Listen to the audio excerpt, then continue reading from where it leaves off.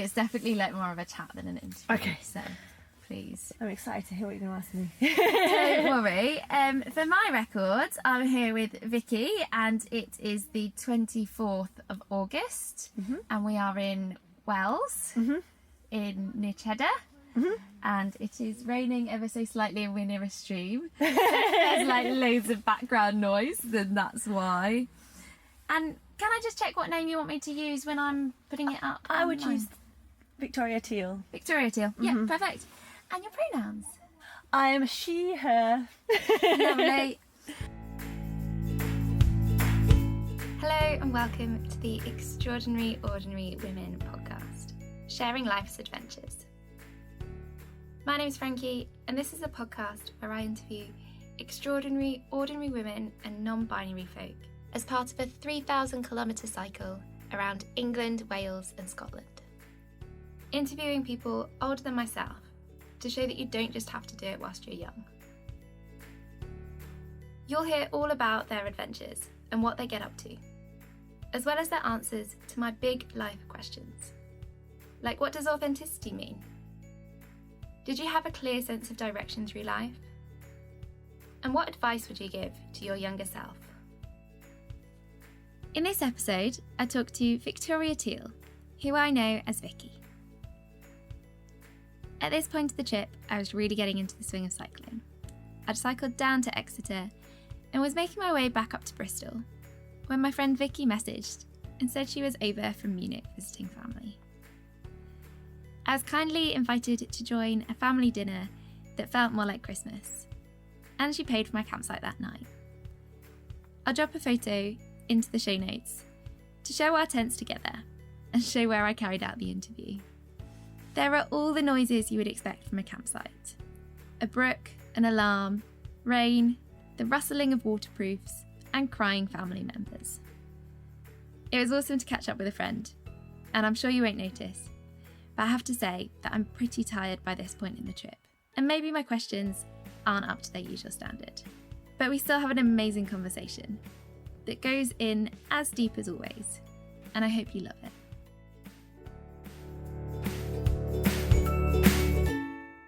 Okay, cool. Let's get started. So, for people who don't know you at all, can you just give us a snapshot of who you are?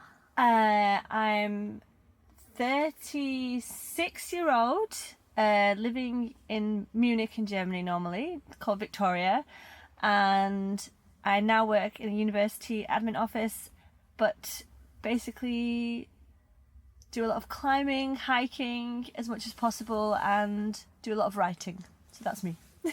Awesome. Let's get stuck in straight away with the outdoors stuff. So Okay. What does the outdoors mean to you? It's medicine for everything. It's medicine for like your body and for your mind. I just love it. Like, I've never been outdoors and come back and gone, I wish I hadn't done that. Like, however crap the experience, when you get home you always think, oh, I'm really glad I did that, because either you've come back with a story, or you feel better about yourself, or you've had a nice time and you've changed your mood. So yeah, it's like medicine for me. Yeah. Awesome. What sort of climbing do you do? So because I'm in Europe now, I mostly do sports climbing, but single pitch sport climbing just for convenience. But I also enjoy trad climbing when I'm back in the UK, and I really like sort of more adventurous multi-pitch long days in the Alps kind of thing, but I haven't done as much of that as I want to yet. But that's the perfect day, would be a nice long multi-pitch. How long have you climbed for? Oh my god.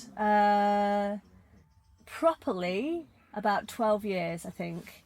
But my dad was a climber and my sister was a climber, so I've always used to go bits and pieces throughout my life, and then I really got into it in about 2008 was when I started to consider myself as a climber. Like, I was going regularly.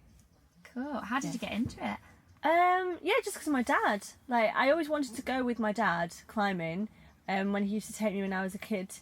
But he got the, around about when I was about 3 or 4, he got the fear and stopped climbing and didn't go climbing anymore. From going from climbing like E2s, E3s, and this is in the 80s when an E3 was probably more like an E4. And he stopped, just completely stopped. And so, but he was still really interested in it and still had that passion and stuff. And could remember every climb that he's done and every grade of it, but can't remember my birthday kind of thing.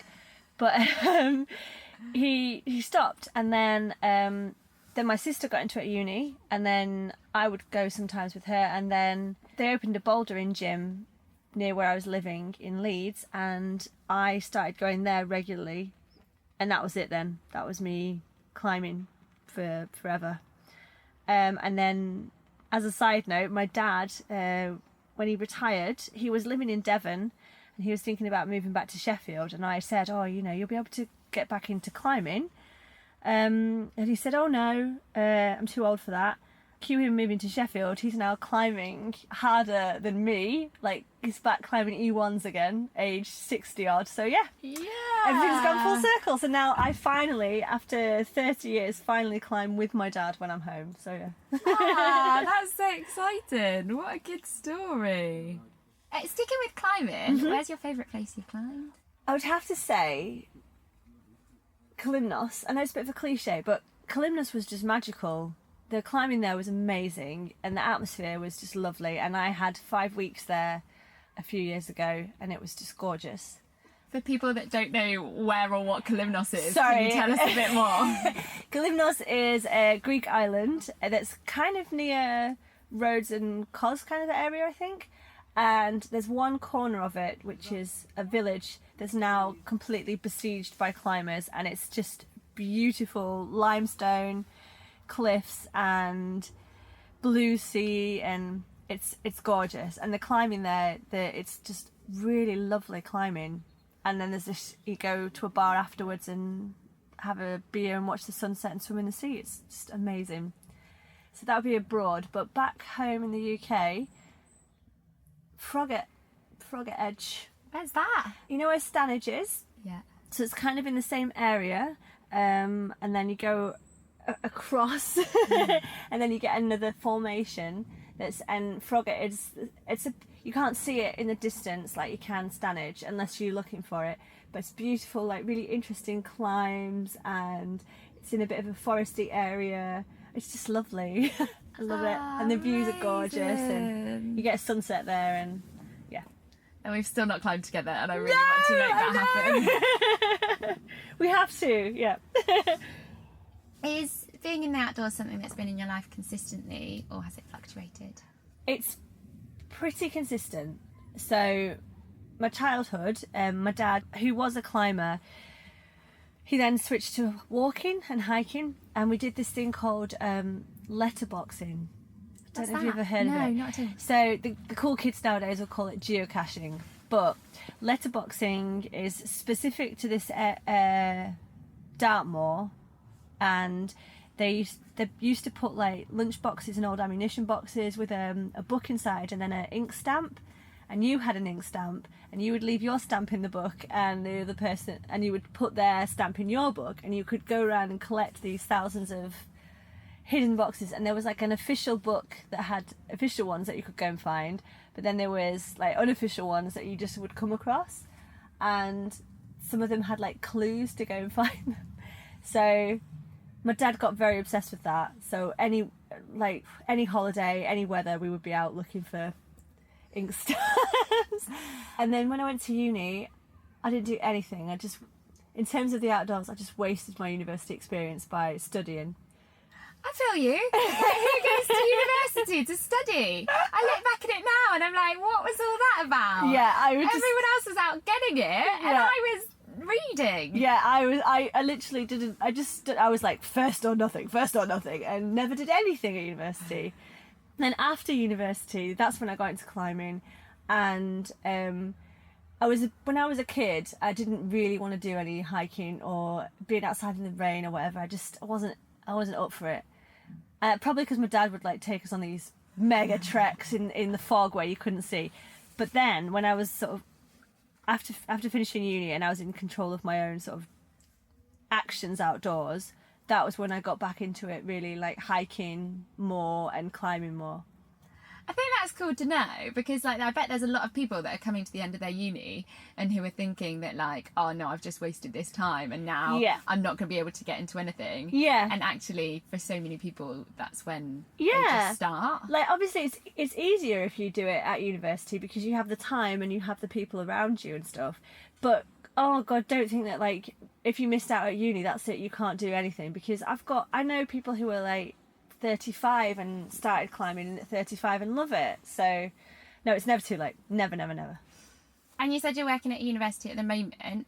How does that work out with giving you time to get into the outdoors and work-life balance? Well, I'm quite lucky.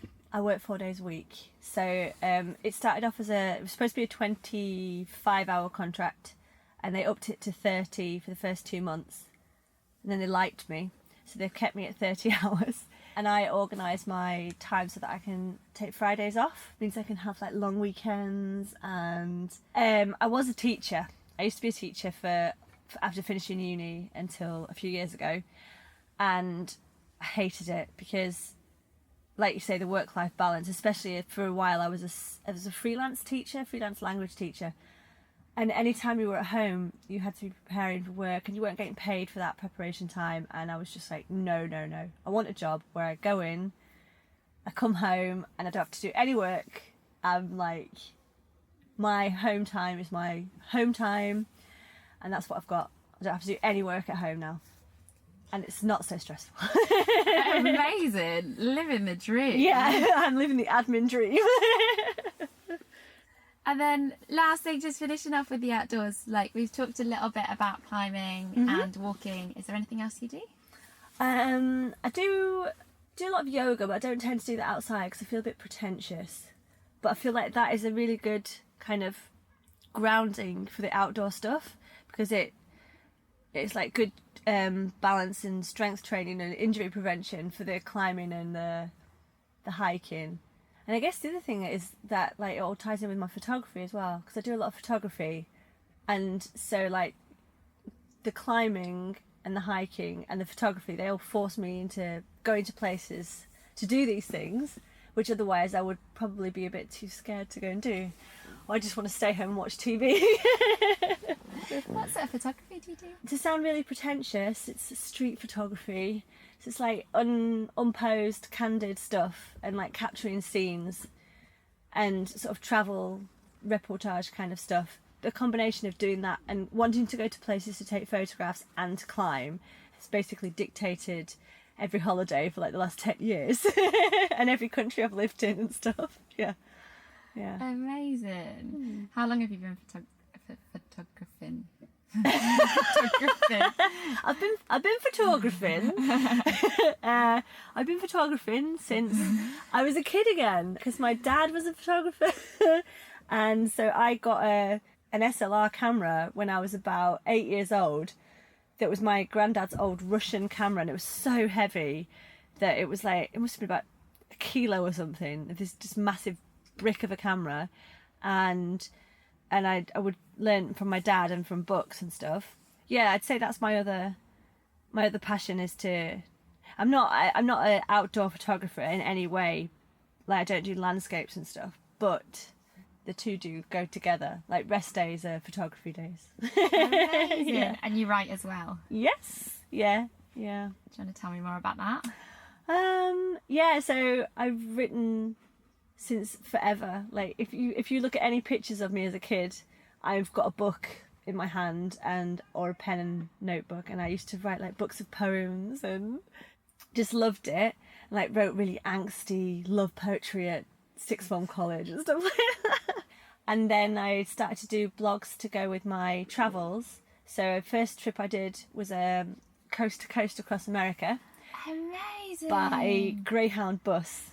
No way. Yeah. How old were you when you did that? I think I was like 22 and never travelled before abroad apart from France, and just said, right, I'm going to do this trip. And the man in the travel agents didn't want to sell me the bus ticket because he was like, oh, I don't think you should as a woman on your own.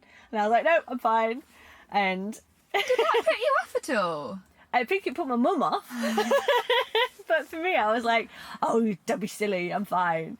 And I don't think I realised like quite how amazing what I was doing was, until I spoke to Americans and they were like, what? You're going across America by greyhound bus by choice? Like, and yeah, I had a lot of stories to tell from that one. So I would write blog posts about that for my family. And then every travels, so like when I lived abroad, I would do blog posts of that, and I've always written scrapbooks, which are more like diaries. From my grandma used to make us sit and do them every afternoon after a day at the beach or whatever. We'd have to write our diaries, and I just find it really, I don't know, I like to have a record of what I've been doing, but also it just comes really easily for me. I think I'm really lucky. And then I wrote a couple of books that were just sort of for me, like one about the coast to coast in America and one about whether or not to have a baby. And then I decided to write a book about mental health. And it's this time I'm going to try and get it published. So, exciting! Yeah. And I'm just going to jump in and say that I've read it and it's incredible. Thank you, Frankie. I'll just give you £5 now. Just slide that under the table. Yeah, that rustling you hear. Amazing. You've talked a lot about like influences from your family. Have you got quite a good support group? That's a tough question. We're one of those families which is like, my parents, bless them, have learnt from their parents, which is a different generation, a different way of dealing with stuff. So it's not that they're not open, they're just not sure how to deal with stuff. For example, I didn't tell my dad that I had depression for a really long time. It just kind of came out one day, and he wasn't really sure what to do with it, and just had to sort of leave the dinner table and go in. And I can totally like understand, because he's a different generation to me, and he's learnt from his parents, who were much more sort of like, you just get on with things and you don't talk about them. But on the other hand, like, so maybe we don't talk about stuff, but I know if there's anything wrong, or if I needed anything, I know that they would all be there, and I just have to ask. But it's like trying to find the way to ask. It's quite difficult for me still, because even though I know if I ask them for anything, not just like financially, like if I said, oh, I need to move back home, mum, or whatever, the answer would be, yeah, okay. And if I was abroad and having problems, they would be like, well, we'll fly and get you. You know, they are very supportive, but it's just accessing that support on either side we're still learning how to do that, I think. And if you could give advice to anyone that would be in a similar situation that doesn't really know how to approach their parents or isn't finding the right words? Well, just a self-plug. You could give them a copy of my book. Just some useful talking points. But no, seriously, I think you have to say what you need. And you have to tell people, because I think a lot of the time when people want to help but they don't know how, and you have to say, like, this is what I need. Like, for example, if somebody, like, I stop eating when I'm depressed. It's quite a big thing, and then that just has massive like impact on everything, because you don't have the energy and you don't have the immune system and stuff. But I wouldn't be able to go into a supermarket and choose what to eat, because that's too much effort. If somebody had bought round food for me and cooked for me, I would have eaten it, because it wasn't that I wasn't hungry, it's just I didn't have the energy to do anything to make the decisions. So I would have loved like food on a regular basis, somebody bringing me food, or making like decisions for me, like not obviously not life decisions, but for example, calling up a doctor on my behalf to get an appointment, or telling work that I wasn't going to be in. And I know that sounds like kind of like childish, but I think that's one of the things with depression, is it does turn you have to parent yourself, because you are a child inside and you have to parent it. And if you've got depression, you can't do that, so you need somebody to do it for you. And that is a really supportive action, to just take care of somebody and not talk to them or ask them what's going on, but just practical things that they won't have the energy to do. And that is really good advice, and I think that's going to resonate with a lot of people, and then that's going to help a lot of people who maybe have friends or family members who aren't doing so well but have no idea what to do about it. Or like doing some, for me, like laundry wasn't a problem, but going around and getting somebody's clean clothes or changing their bedding, you know, little things that you might not even realise. Yeah. Then have a huge impact. So how has your journey shaped who you are now? Oh my God. What a journey. How old did I say I was? 36? 36, yeah. I'm 36 now. Is that true? Are you now lying? Are you now making it up? I can never remember. 36. See, that just shows how unimportant age is once you get into your 30s. You're just like, I might be 34, I might be 36, I'm not sure. Right, I'm definitely 36 now. And from my 30s onwards, life has been so much better and so much changed. Like, when I think about how I was when I was your age, and I can't believe how different I am now and how different my life is, because I never thought about living abroad, or I don't know, it's unbelievable. And I have more confidence now, and I know what I want in terms of, not in the global scheme of life, but on a day-to-day thing. I know what I want, so I can say yes and no. And being able to say no, I think, is only started when I was in my 30s, and having the more self-confidence, and I don't take as much shit as I used to now. And that's been really nice, because I've stopped worrying about pleasing everybody as much. And I think, I honestly think, if you're not born with that, it does come with age, which is really nice. And that has made me, it means I can go after the things that I want. For example, like going on a climbing holiday, rather than feeling like I've got to go on a family-friendly trip with the family. No, I'll come home for a few days and then I'll go and do my own thing. And knowing what makes me happy, so knowing that climbing and hiking makes me happy, and that it's okay for me to go after it. And that has only come with time and confidence and a lot of therapy, but yeah. So it's not really, I don't really think it's like shaped, there's not like a linear journey. I mean, there is, but we'd be here for hours. But yeah, it's just sort of all come together with time and age and knowing what makes me happy and stuff. And have you always felt like you've had like a clear path in life? Never. You won't believe this, but when I was like 21, I had a boyfriend and had him since I was 19. Didn't really like him that much anymore, to be honest. But I didn't think I could find anybody else. I thought nobody else is going to love me, so I'm just got this guy, and the plan was to like get pregnant after graduation, and that'd be it. Then I'd have kids straight away after graduation, and thank God that didn't happen. So now, since leaving that relationship, there hasn't been a long-term plan. There's been plans in terms of like where I want to travel to and things I want to go climb, but that's it. I don't have a life plan, which is in some ways really good, quite frustrating in other ways, but yeah. You mentioned a couple of times kids and whether or not to have kids. It's not normally something I ask about, but because you've written a book about it and just mentioned it again then. Yeah. What are your thoughts? Oh God, undecided.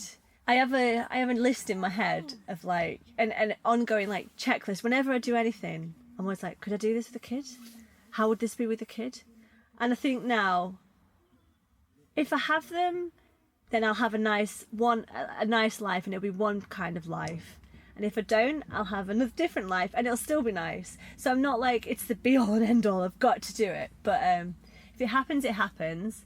But I'm lucky that I've got like 3 nieces, and I've got friends' babies and stuff. But yeah, there's an ongoing struggle in my mind, always. Thinking about your journey to get here, is there anything in particular that sort of held you back along the way? Yeah, myself, my mental health, not feeling like... So my sort of problems often manifested themselves in like a lack of not self-confidence, but like self-worth, like what I was actually worth. So not feeling like I deserved anything. So I was doing a lot of stuff that I thought I should be doing, not stuff that I thought I deserved. Like I didn't necessarily put my needs first, and there's no reason why you don't deserve X and Y. And I'm still learning that. But I think learning to have self-worth, and that's come through therapy. So learning that has been really important. And what was the question again? Forgotten. If there's anything that's held you back. Yeah, so myself, like not feeling like that. And also relationships, I guess. I've been in a few relationships. So I've had 3 long-term relationships, and in each of those I put myself second to what the person wanted. And so that's dictated what country I lived in and all this other kind of stuff. And I've always sort of followed my partners. And now I'm looking for a more collaborative relationship where I don't automatically, and it's not necessarily the fault of the partner that I automatically put them first, but now I'm ready to be more in a collaborative relationship where we decide together, and I don't automatically think that my needs come second. And I think that would be interesting to see where that goes. Exciting. Yeah. What is the one thing that you know about yourself now that you wish you'd known earlier? I wish I'd known, and this is going to sound really self-involved, I wish I'd known how likeable I was. So I've spent a lot of time feeling like people don't like me, or that people are just friends with me out of pity, or because I'm there, or like boys who've been interested in me, it's because I'm the only single one in the village or whatever. And because I'm there. And that's been my mantra, is that, it's because I'm there. But no, actually, I think I'm starting to sort of appreciate that people do like me, and that I have qualities that are really nice. I'm kind and funny and interesting to be around, and I would never have said that to myself about myself 2 years ago. I wouldn't have been able to say it. But now, after really working hard on it, I can say people like me. That's awesome. What a good answer. And I would completely agree. I mean, I know you're hilarious and lovely and great. I've got one more question that's kind of about your journey, and then we'll move on to the next section.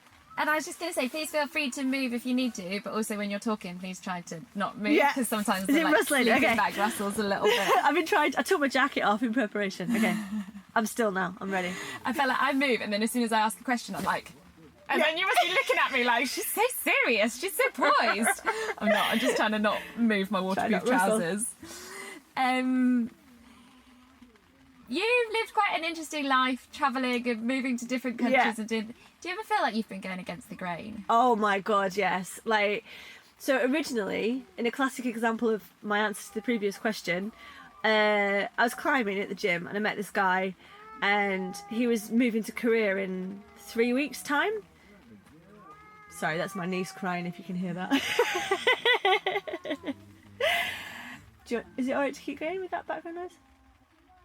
Yeah, I think now we've said it's your niece crying, that's okay, we can go for it. I met this guy at the Baldwin Wall, and he said, I'm moving to Korea in 3 weeks. I was like, oh, cool, yeah, okay, that's great, because I don't want a relationship right now. And I can just hang out with him. And then he's gone in 3 weeks' time. And in those 3 weeks, he convinced me to go to Korea. So I said I'll go to Korea for 6 months. Ended up going there for almost 4 years. Yeah. And I think my parents were, when I said, I'm going to Korea, and it literally came out of nowhere, they were like, what? And I think my parents would really like it if I got married and had a house and stuff, because that's their benchmarks of success, but also their benchmarks of happiness as well. But they also know that that's not actually a benchmark of success or happiness. So they're kind of learning how to reevaluate as much as me, and that I don't have those. And I think that's really hard.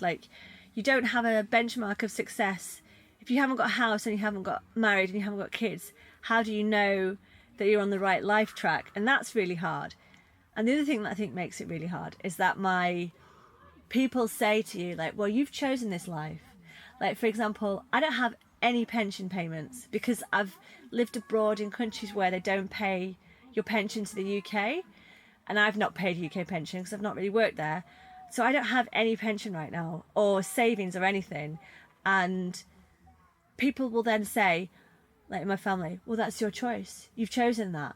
And it's well, yeah, I have chosen it, but that doesn't mean that I'm not allowed to find difficulties with this life. Like, or for example, saying, well, I don't own a home. Well, you chose that. It's like, yeah, but it'd still be nice to have a permanent base or something, like, you know, somewhere where I can hang up my rucksacks and my skis or whatever. So the main difficulties for me is like when I express a difficulty, not getting the understanding, because people say, well, it's your choice, and it's like, actually I just want somebody to say, yeah, that sucks, that really sucks. I can see why that's hard. How do you overcome that? Oh, I just stopped talking to them. You choose the people that you go to wisely. No, I just make jokes about it. It's awful. I make jokes like about, oh, well, I have to die before I'm like, you know, I have to die before I'm 60 because I haven't got a pension, or like, you know, joking about marrying a rich partner or something like that. And I guess you express it in a really cool way, that you are always talking about like future Frankie's problem. And I think maybe I don't put a label on it, but I think I do the same thing. I'm like, oh, that's future Vicky's problem. Right, I'm not going to lie to you. I see myself in my 60s with like no pension, nothing, just living in a little council flat, like a little downstairs council flat. There's like drug deals going on upstairs. Every now and then there's a bit of drama, and I come out and they're like, oh, Nanny Frankie. And I'll be like, oh, you in trouble again? And I'll be like, oh, Nanny Frankie, can you hide us from the police? And I'll be like, you're not hiding in my backyard. Oh, you're a bad one, you are. Yeah. And a strange sort of smell coming from the mixture of like herbal tea and cat food. An old lady perfume. Yeah. No, some people say, like, oh, well, that's why you've got to have a kid to look after you in your old age. I think that's a terrible idea, to have a kid. So I'm also hoping that one of my 3 nieces will, you know, I'll be the great aunt they'll look after me, you know. I don't know. You look after her well now and they'll pay you back. Exactly. So just to give you a bit of a heads up about where the interview's going, I've sort of got a section that talks a little bit about emotions, then one that particularly talks about women, and then a couple of questions just about like advice to your younger self. Yeah. And then we wrap up. So, starting with your authentic self. Okay. What does your authentic self mean to you? Oh, I think a lot of it comes back to what I was saying earlier about knowing what you want and what your worth is. Not I don't mean your worth like financially or like even emotionally or spiritually, just like your worth as in you're worthy of doing stuff to make you happy. Like, but I think that is what you would say is your authentic self coming out, and saying and doing the stuff that you maybe wouldn't have done before. Like, oh, like you know, I've had some boyfriends say some really horrible stuff to me in the past, and I've put up with it and I've stayed with them, and then when I tell people what these guys have said, they're like, oh my god.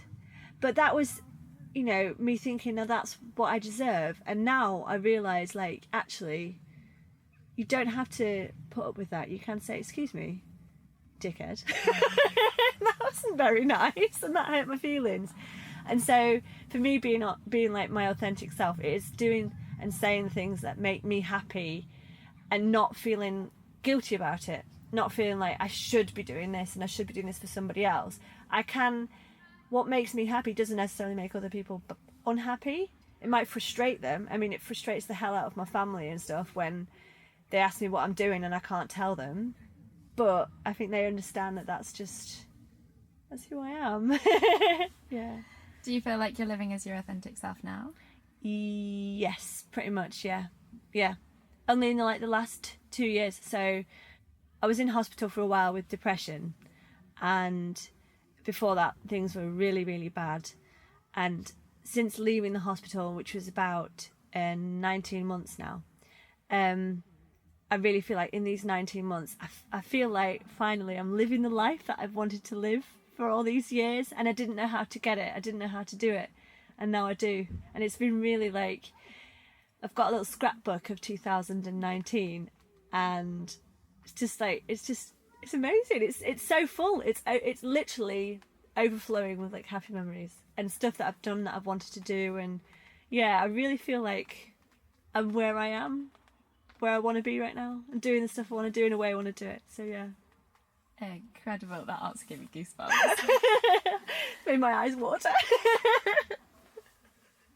What does bravery mean to you?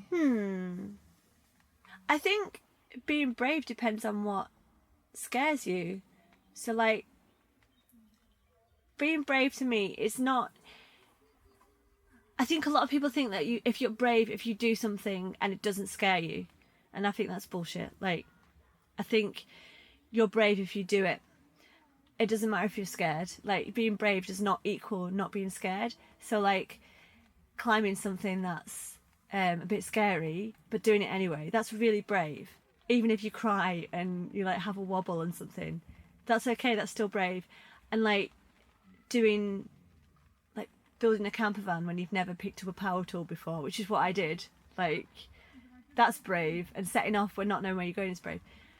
And I think that's one form of it, is actually doing stuff that scares you. But I think being brave is also not doing stuff. Like saying, no, I don't want to do that. Like, no, I don't want to work in this job anymore because it's making me really unhappy and it's not worth it. Or, no, actually, I love you guys, but don't want to come home for Christmas. I want to go have a skiing holiday because I need some peace and quiet.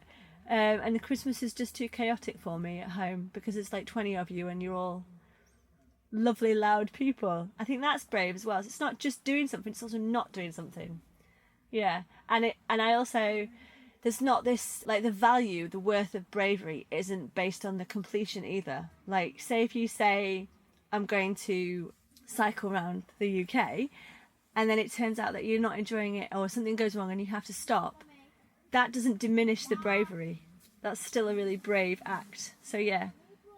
Thank you. If anything happens on this trip, I'm going to just be listening to that. It doesn't diminish the act. It doesn't diminish the act. Yeah, and however big or small it is, you know. Would you describe yourself as brave? Now, yeah. Yeah, definitely. I think I'm insanely brave, actually.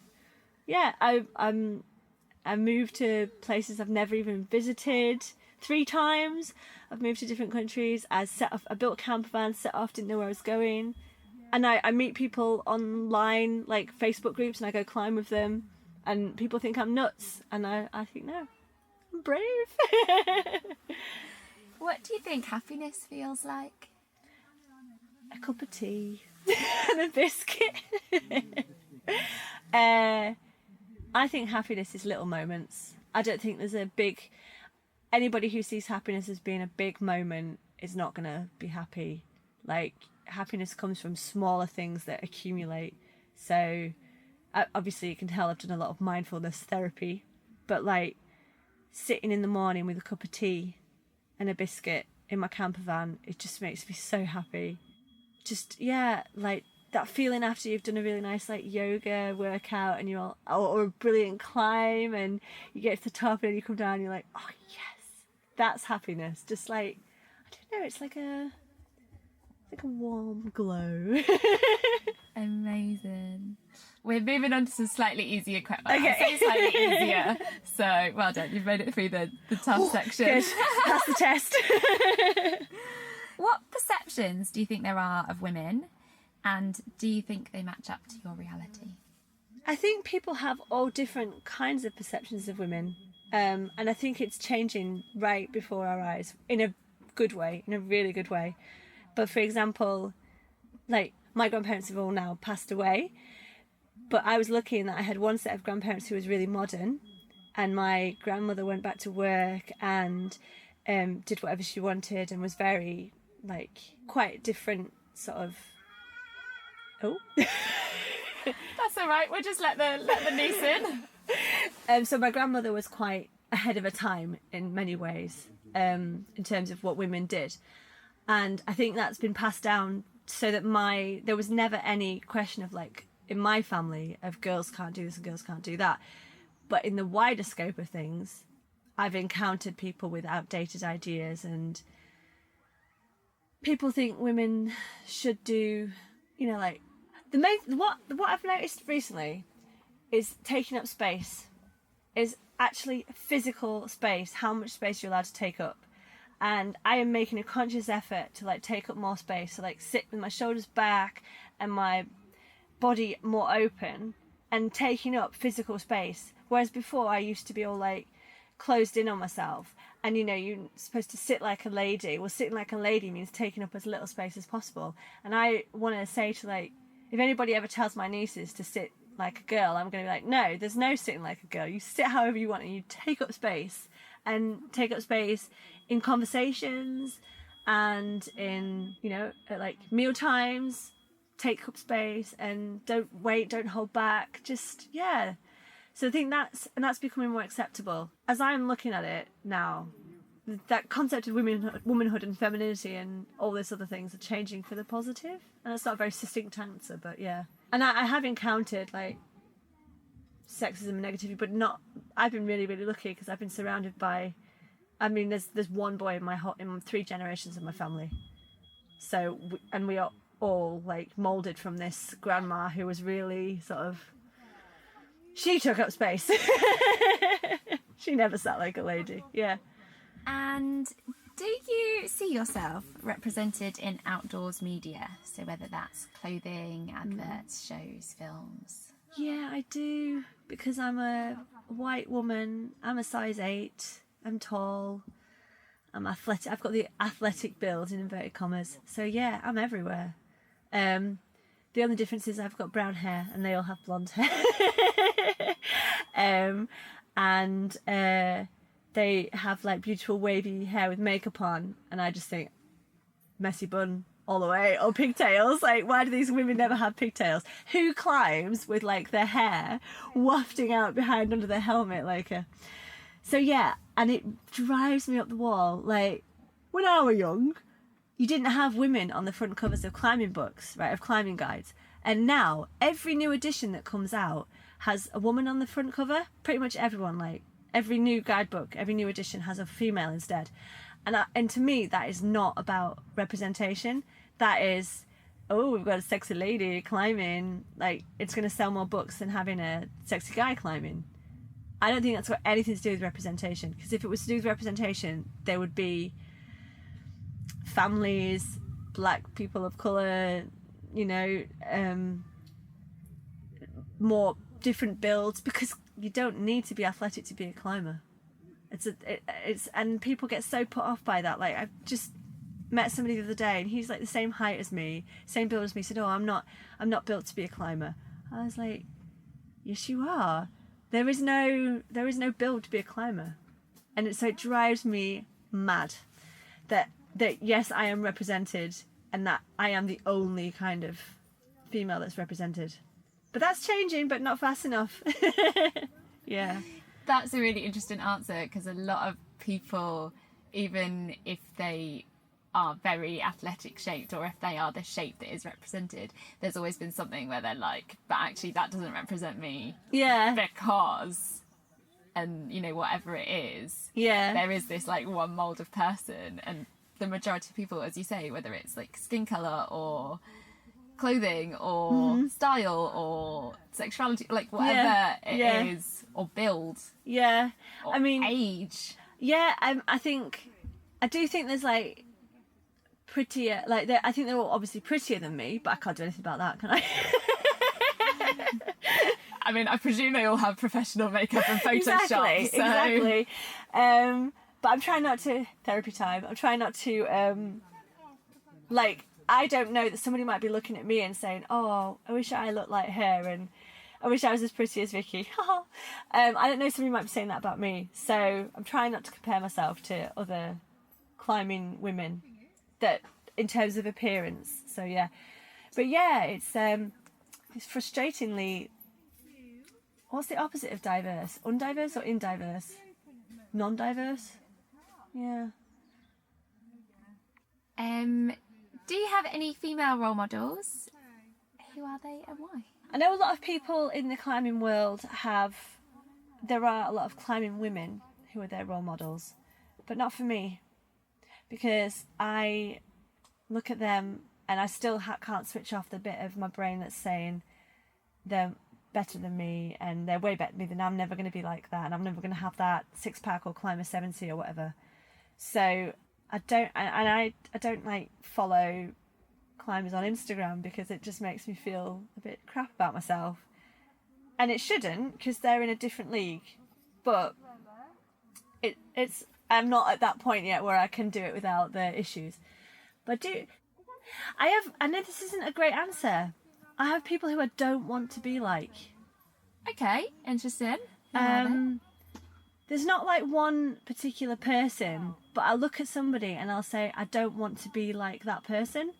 And it's just a sort of reminder to stick to my guns and stick to who you are. Yeah, and like I don't want to be obsessing about food to get that like perfect physique, very lean, like washboard physique where there's only muscle. If I wanted to do that, I'd have to work really hard and obsess about food a lot, and I don't want to be that version of myself. I'd rather be more relaxed and eat what I want and happier. And okay, that means that I'm not going to look the way I want to, but that's not as important as happiness. Body, yeah. So, and sometimes the person who I don't want to be is actually myself. I don't mean I don't want to be Vicky. I mean I don't want to be a Vicky from past Vicky, or a hypothetical version of myself that I know I can very easily turn into. So like a depressed person who's not eating or is like worrying about stuff and is unhappy. I don't want to be that person. Unfortunately, like I can use my past version of myself as a role model of what not to do, to like remind myself of what I can do in it. So it sounds really negative, but it's actually quite a positive thing. I can look at how far you've come from this version of yourself to now, and if you keep going, you know that it's going to keep being maintained rather than slipping back into that older pre-hospital version. Yeah. That's a really beautiful answer. Thank you.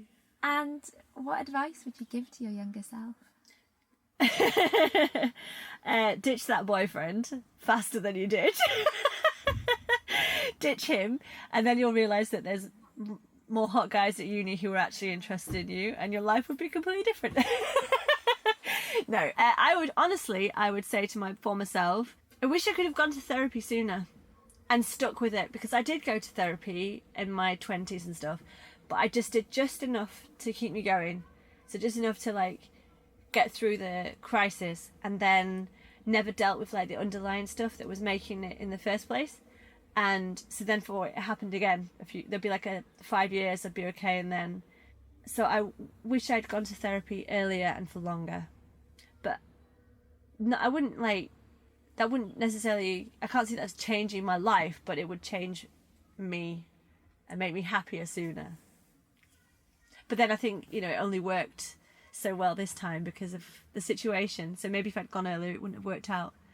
So these things happen at the right time, I think. Yeah, you never know. Yeah. Yeah. So, is there anything that you thought I would ask you that I haven't asked you? What's my favourite sandwich? That is a great question! What is your favourite sandwich? Cheese salad right now. Cheese salad? Cheese with salad. Okay. Yeah. I thought there was like a cheese salad somewhere, and I was like, that doesn't sound like salad. No, like nice cheddar cheese on a wholemeal bread with like some salad, tomatoes, bit of dressing. Oh, yeah. Yeah, that's my favourite sandwich. And you? I quite like a crisp sandwich. Oh my god, I bloody love crisp sandwiches, and people think I'm so weird. I went out with a French guy recently, and I told him about crisp sandwich, and he was like, are you crazy? What is this crisp sandwich? I feel like lots of French people don't even like crisps. Yeah. But I think that's because there's like only one flavour of crisps in France that is actually nice. Yeah. Which is the barbecue flavour in the black packet, just for anybody who's wondering.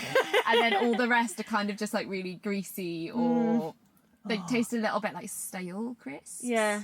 No, I love crisp sandwiches. And when I went to America on that trip long time ago, I had a crisp sandwich in America, and this guy was like, oh my god, that is the most amazing thing. Is this like British cuisine? And I like to think of him now like 20 years later, still tucking into a crisp sandwich every so often and saying, this British girl once taught me this.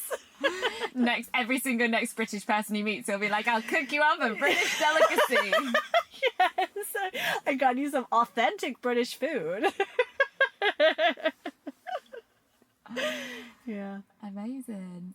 And when I edit this up and everything, I'll like plug in your handles and stuff. Is there anything you want to plug in particular? Not right now. No, I'm cool. Yeah. Follow me on Instagram, whatever. I trust you. You're my media guru. Awesome. Perfect. Thank you so much. Thank you for having me. So, but I think we've got it all. Cool. It's very stressful. Was it? Oh no, you did amazing. Yeah, that's us done. Okay. I'm gonna stop recording. Thank you. What a phenomenal conversation that was. We talk a fair amount about depression in this episode, and I just wanted to say that if you're going through anything right now, then I would 100% recommend reaching out. And I'll also pop some links to resources that might help you in the show notes, including Mind and Calm. I really love Vicky's words of support, and please feel free to share this episode with anyone who you think might need it. I'll be back next week on Monday with a new episode. This time I'll have crossed over the border and I'll be talking to Nikki in Wales. It's another deep one as we talk about getting outside with chronic pain and fatigue and overcoming withdrawal from pain medication. We also talk about the joy of horse riding and biking, surfing, just being outside and appreciating nature. It's an absolutely fantastic episode, and I can't wait to see you there. Until next time, keep on being extraordinary.